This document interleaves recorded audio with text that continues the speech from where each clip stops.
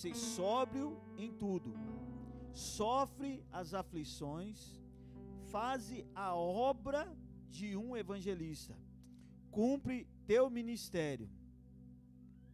Quanto a mim, já estou sendo derramado por aspersão de sacrifício, e o tempo da minha partida está próximo.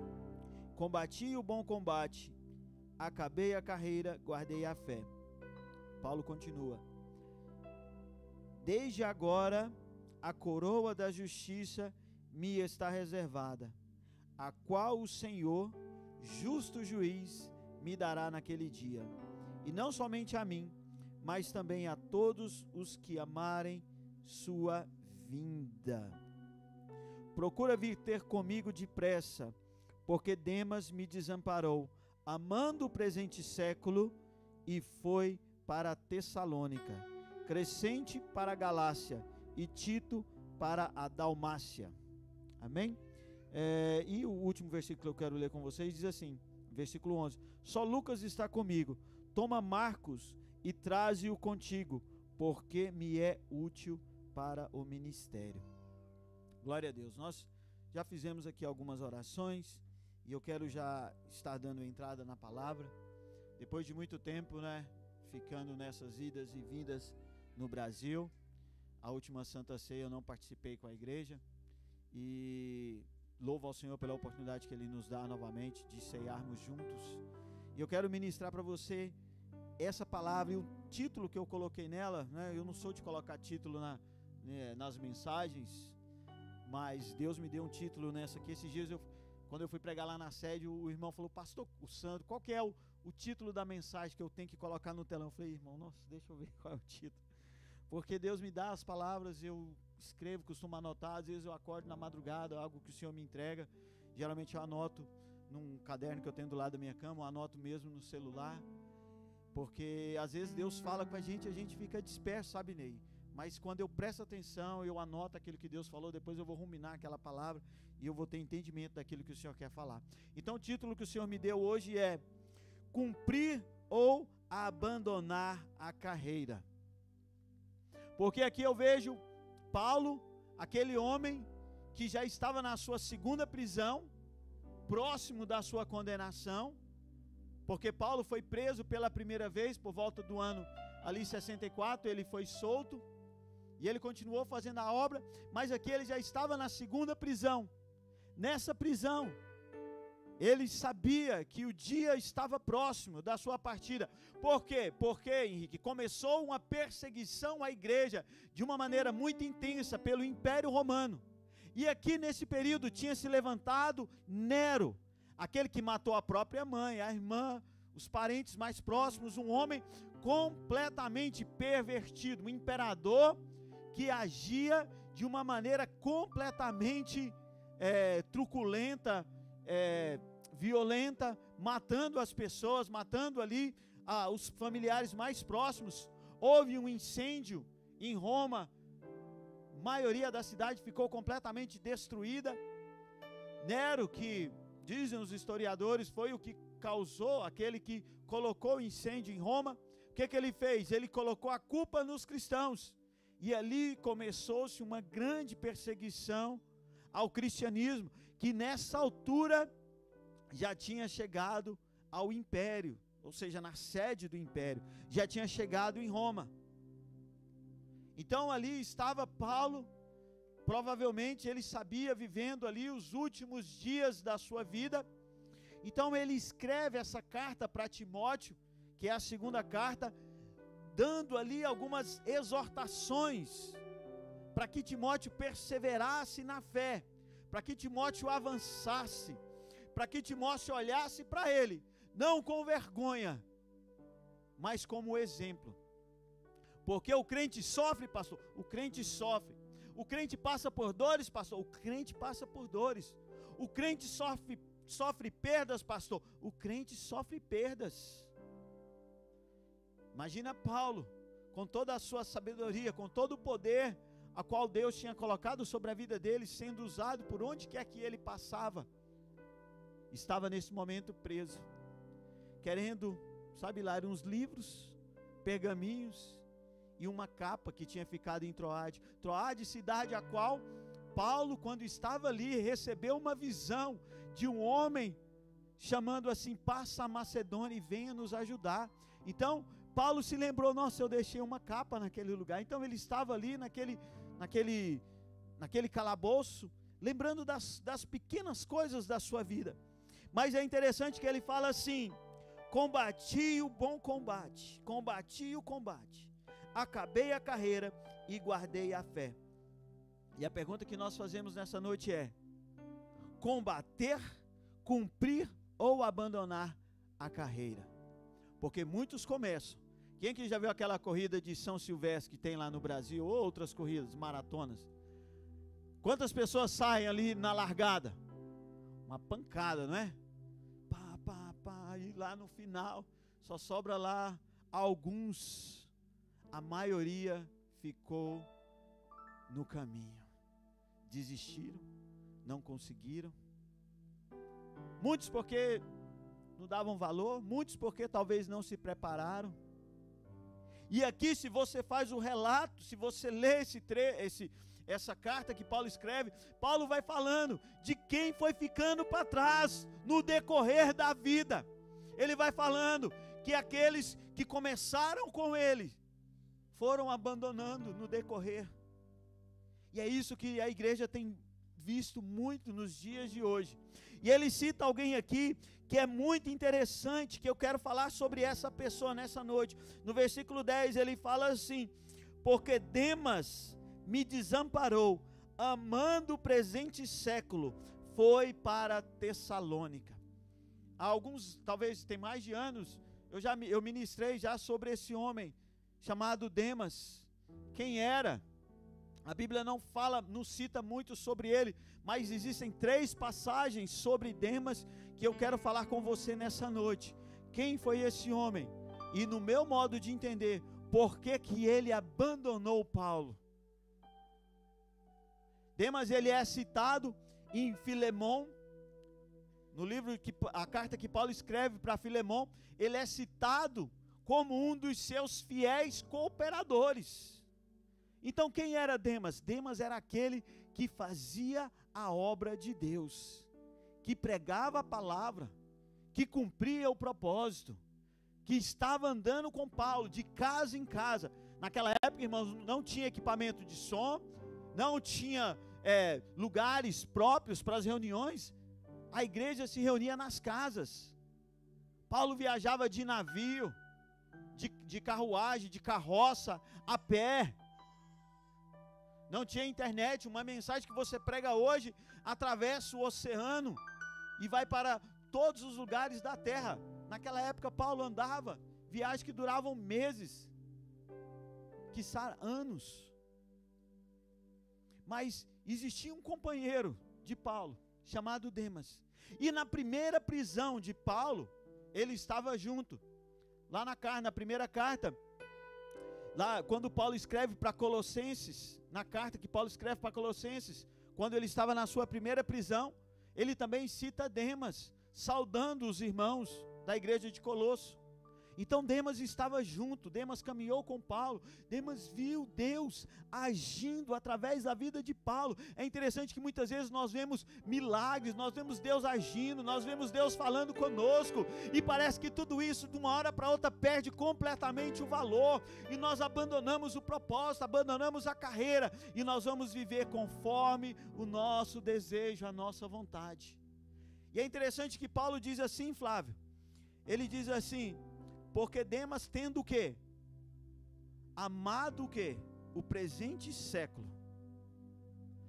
Lá, na primeira carta de João, capítulo 2, versículo 15 e 16, ele diz assim: se alguém ama o mundo, o amor do Pai não está nele. Irmão, não sou eu que estou inventando, é a palavra de Deus.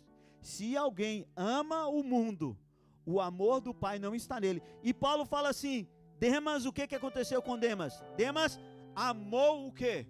O presente século, amou o mundo. Ele amou o presente século. Ele amou as coisas naturais. E se eu amo, escutem, se eu amo as coisas do mundo, as festas, a balada, a droga, a prostituição, a mentira, a hipocrisia, a vaidade, todas essas coisas, se eu amo isso, o amor do Pai não está em mim. E sabe o que João fala? O mundo passa, as suas concupiscências, os seus desejos passam, mas aqueles que fazem a vontade de Deus permanecem para todo sempre. Ei, o que você quer? Você quer viver momentaneamente ou você quer permanecer para todo sempre? Tem uma palavra que às vezes a gente ouve muito. Ah, pastor, a igreja está deixando o mundo entrar, mas eu não concordo com isso, irmãos. Eu não concordo que a igreja está deixando o mundo entrar. Sabia disso? Na minha concepção, é a igreja que está entrando no mundo. Não é, o mundo não quer entrar na igreja. Ele não quer. Rapaz, o mundo não quer entrar na igreja. Mas a igreja está querendo entrar no mundo. Demas falou, rapaz, eu vou mergulhar no mundão. Tchau, Paulo, você fica aí na sua prisão. Agora eu vou, como diz lá em Goiás, vou tocar o terror. Foi embora. Abandonou o propósito. Abandonou a carreira. Desistiu. Tem gente que desiste fácil, irmãos. Pais que desistem de filhos. Maridos que desistem das esposas. Esposas que desistem do marido. Você começa algo e não termina. Tudo na sua vida é remendado. Lá, quando o Lucas era pequeno, e sempre quando estragava alguma coisa lá em casa, eu dava um jeito de fazer. Aí o Lucas falava assim que meu pai é o rei das gambiarras. E eu dava um jeito e arrumava tudo. Mas tudo assim, sabe, feito mais ou menos. E às vezes a nossa vida é desse jeito. Talvez você está aí o rei das gambiarras. Tudo na sua vida você dá um remendo, você dá um jeito, você coloca uma mentira para arrumar outra coisa, você faz uma mentira para consertar outra mentira, e a sua vida ela vai virando uma bola de neve. Ei, mas chega uma hora que a conta vai chegar, igreja. Não abandone. Se é necessário recomeçar, recomece. Vocês se lembram quando o Senhor fala para Jeremias, vai lá na casa do oleiro, vê como ele faz o vaso. Ele começa a fazer o vaso, ele prepara o vaso, e ele quebra aquele vaso, e faz novamente, do mesmo barro. Quando a pastora falou aqui do filho pródigo, quando o filho pródigo foi embora, o pai falou assim, agora eu vou arrumar outro filho para mim, porque o meu foi embora. Não, o pai continuou esperando aquele filho. E é da mesma forma que o Pai continua nos esperando hoje, para que eu e você possamos voltar para o propósito, sabe? Talvez aquela ligação que você ainda não deu para aquela pessoa que você brigou há algum tempo. Às vezes a gente vê filhos que não conversam com os pais. Você está brigado talvez com seu pai, com a sua avó lá no Brasil, irmão, não perde tempo. A gente está perdendo um tempo precioso. Hoje nós estamos vivendo um tempo, se você vai ler os noticiários, cara, se você vai ler as notícias, se aquele presidente da Rússia decidir apertar o botão da guerra nuclear, que a gente viu que já houve alerta, cabum. A gente está longe disso acontecer? Não. Teve navios americanos que fizeram exercício agora aqui no oceano, navios nucleares. Cada dia, quando nós lemos os jornais, as incertezas estão aí. Sabe por quê? Porque tudo isso faz parte do presente século. Todas essas coisas vão passar. Eles estavam mostrando cidades lindas ali na Ucrânia, de uma hora para outra, mostra o antes e o depois, o bombardeio destruiu tudo.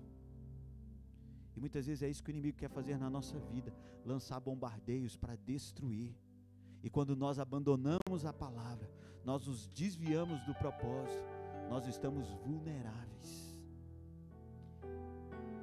Demas, ele decidiu abandonar tudo. E eu quero falar sobre uma igreja chamada Demas.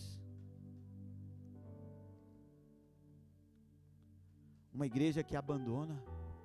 Ah, eu não gosto do louvor, ah, eu não gosto do pastor, ah, eu não gosto do irmão. Ah, isso para mim não está certo, aquilo não está certo. Irmão, aqui é um lugar cheio de imperfeições, assim como você é também. Pastor, mas a minha esposa, pastor, o senhor não sabe como é que é a minha esposa, irmão. Não abandona não. Lá fora é pior, viu? Aí tem aquele que também, não, pastor, agora eu preciso curtir. Eu preciso aproveitar o máximo da minha vida. É igual eu pensava quando era jovem, sabe? A minha avó tinha se convertido, eu falava assim, mas depois de velha até eu, curtiu lá, tocou o terror. Minha avó teve 3 maridos. Filho de um pai, outro de um pai, tudo. Aí eu falei, mas então, às vezes vocês pensam, não, pastor, mas o senhor fala que o senhor já está velho. Se eu tivesse a minha idade, o senhor ia ver o tanto que é massa lá, né? Não, irmãos, não é não. Massa é estar na presença de Deus. Bom é servir ao Senhor.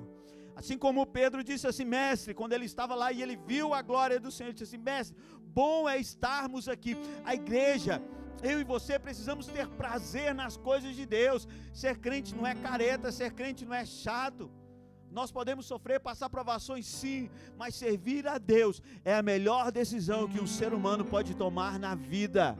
E quando eu olho para Demas, eu fico pensando, o quão grande foi as oportunidades que ele perdeu.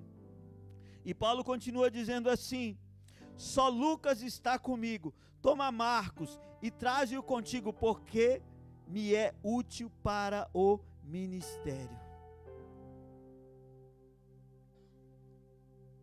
E aqui nós vamos também falar de outrora, outros jovens, que também é citado na palavra de Deus, Marcos, João Marcos. Se você for ver as referências no capítulo 13 de Atos, se não me falha a memória, João Marcos desistiu de uma viagem missionária, juntamente com Barnabé. Estava Paulo e Marcos, Barnabé, estavam fazendo uma viagem missionária. Marcos simplesmente desiste de fazer a viagem. O que ele faz? Vai embora.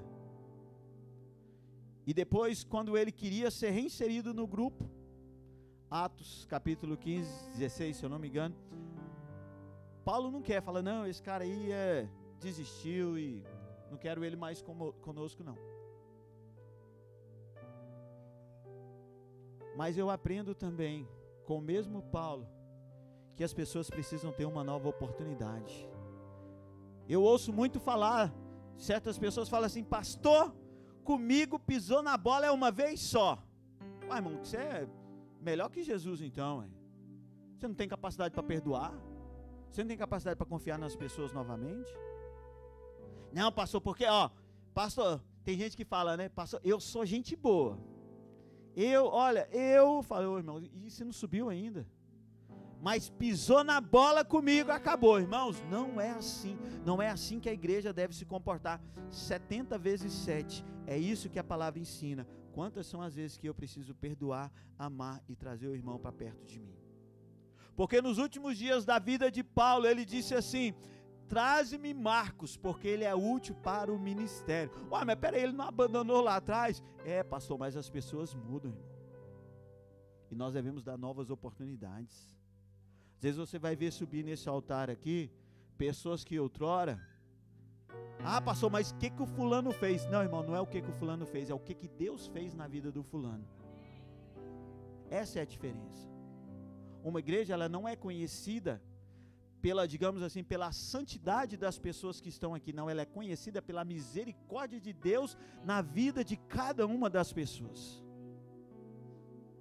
E eu te mostro na Bíblia, grandes homens que caíram e Deus os colocou novamente. Sabe por quê?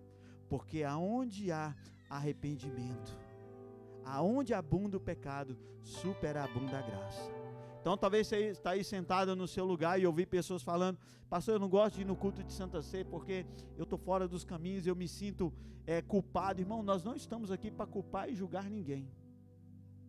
Nós estamos aqui para pregar a palavra que nos dá uma nova oportunidade. Então se você está aí hoje Se sentindo culpado, não se sinta culpado, porque o sangue de Jesus irá lavar a sua vida, irá revestir você de toda graça, de todo amor, de toda sabedoria, e o inimigo não terá poder para te acusar.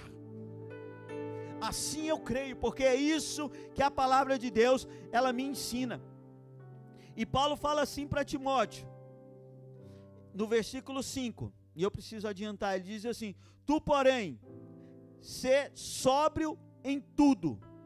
Eu quero falar como nós devemos proceder para nós não podermos amar o mundo. Primeira coisa, ser sóbrio em tudo. Irmão, a gente precisa vigiar.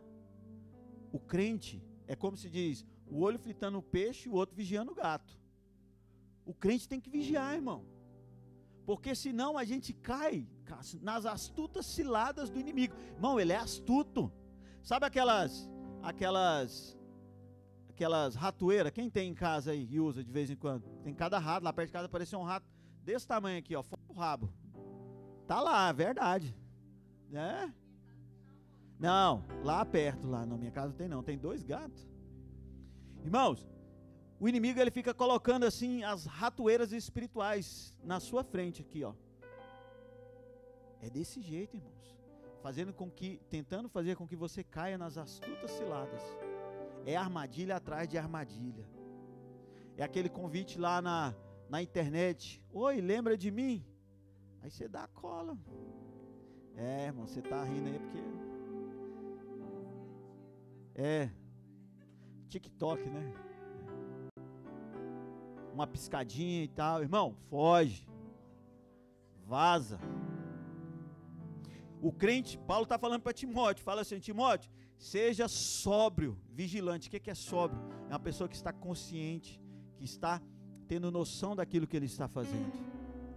E ele continua dizendo assim: sofre as aflições. Isso é difícil, hein, irmão? Sofre as aflições. Servir a Cristo é sofrer as aflições. Jesus disse: se alguém quiser vir após mim, vou te cobrir de glória e você vai viver feliz todos os dias da sua vida. É isso que está escrito? Então eu li a Bíblia errada. Se alguém quer vir após mim, o que tem que fazer? Negue, tome. Está vendo, meninos? É o Evangelho. Negue-se a si mesmo. Esse desejo que a carne pede todo dia, negue, irmão, joga fora. Sofre as aflições. O que é sofrer as aflições? É estar preparado para cumprir o propósito de Cristo. É pedir perdão quando foi a pessoa que te feriu. Ah, pastor, mas eu estou com a razão. Não está. Se você está com a razão, você vai pedir perdão. Ah, pastor, não, mas foi o fulano. Não foi. O meu papel, sofrer as aflições. Pastor, mas Deus está me trazendo tanta provação. E é verdade, irmãos.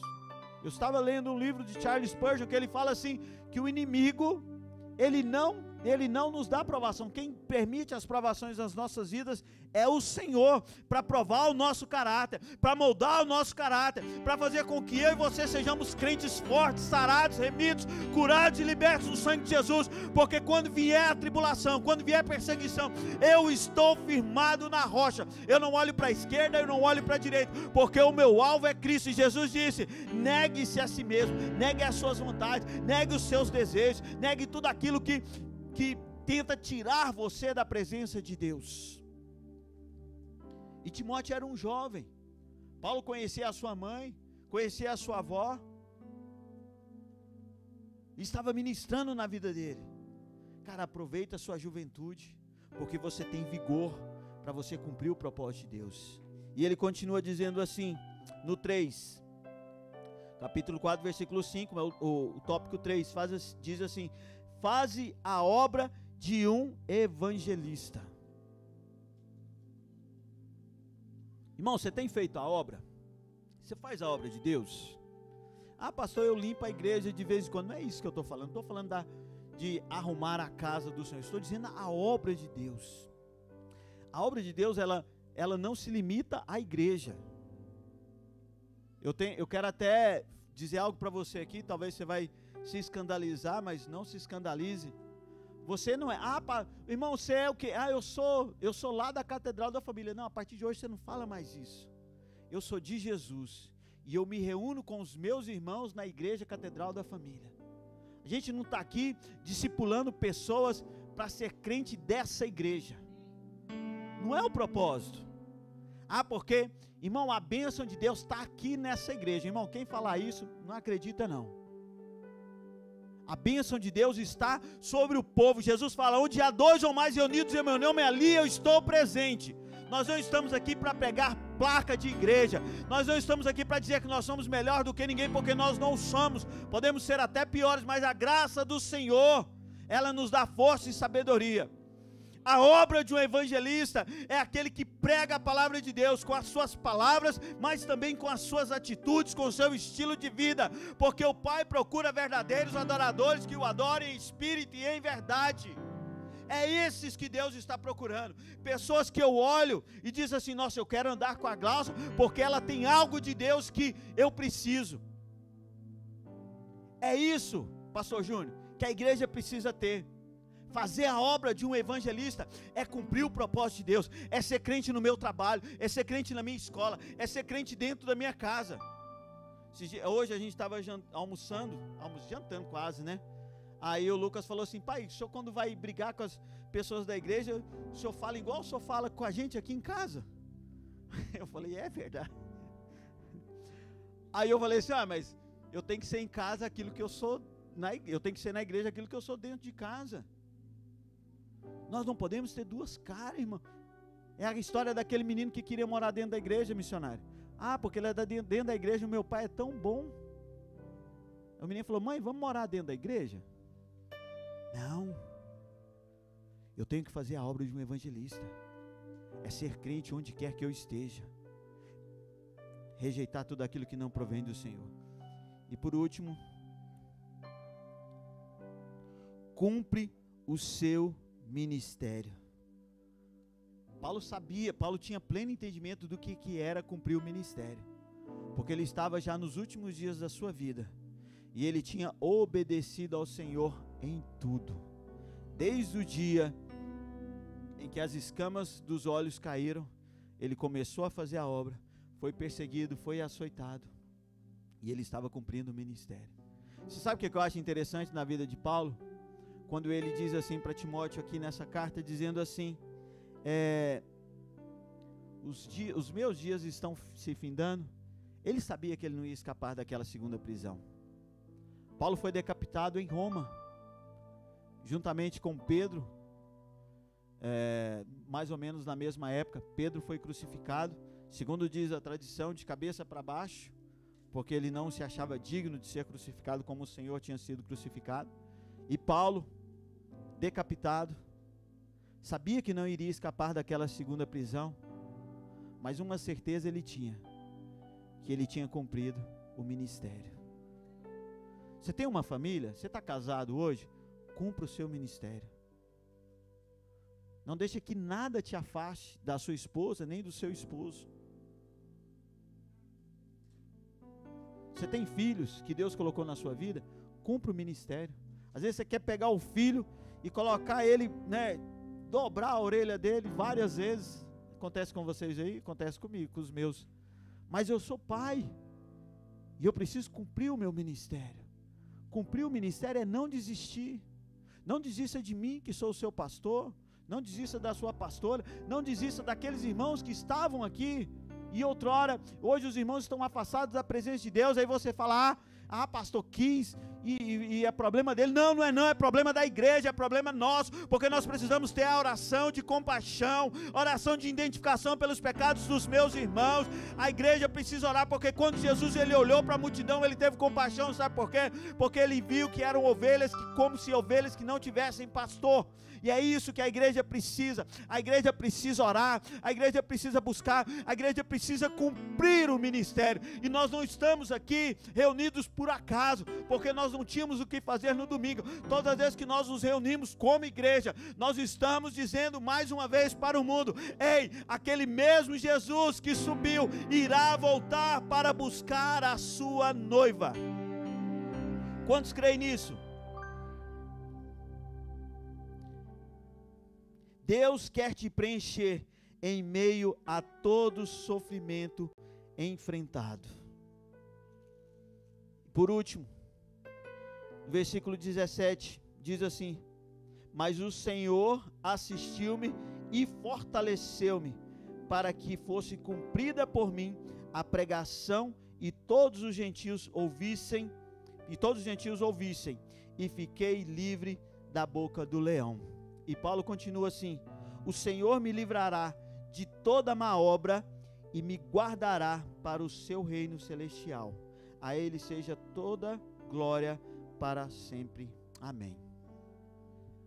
É interessante que Paulo diz que todos o abandonaram. Na sua primeira defesa, teve um primeiro julgamento, ninguém compareceu, a situação dele ficou pior ainda. Mas ele disse assim: mas o Senhor me assistiu, o Senhor esteve comigo e me fortaleceu. Queridos, às vezes você pode se sentir abandonado por todos, mas Deus está contigo. Sabe por quê? Porque Deus quer nos preencher em meio às adversidades que nós enfrentamos. Não espere por pessoas. Às vezes eu vou te decepcionar. Talvez aquela ligação que você esperava você não vai receber, mas Deus estará do seu lado. E é interessante que, para mim encerrar, para nós irmos para a ceia, por conta do nosso tempo, mas eu tinha que falar muito mais aqui. É interessante que Paulo fala assim: mas o Senhor me livrará de toda má obra. Presta atenção, Paulo estava no calabouço, prestes a ser morto. Ele não fala: mas o Senhor me livrará da morte, mas ele diz: o Senhor me livrará de toda má obra. Queridos, nesses últimos dias, depois da perda da minha mãe, eu tenho falado muito com Deus. E eu falei com Deus, e até falei com a minha esposa, falei assim: eu não queria perder a minha mãe, mas que a perda da minha mãe sirva para que eu seja uma pessoa melhor, para que eu possa buscar aquilo que talvez eu ainda não estava buscando. E Paulo, ele diz assim: o Senhor me livrará de toda má obra. Ou seja, se eu tiver que morrer, que eu morra, mas eu sei que a má obra não entrará na minha vida. E essa precisa ser a oração do crente. Não seja como Demas, não ame este mundo, não ame as coisas que estão nesse mundo. Isso quer dizer que você não tem que trabalhar e buscar melhor, um futuro melhor profissionalmente? Não é isso que eu estou dizendo. Eu estou dizendo do amor pelas coisas deste mundo, porque tudo isso vai passar. Peça para que Deus te livre de toda má obra, toda má obra.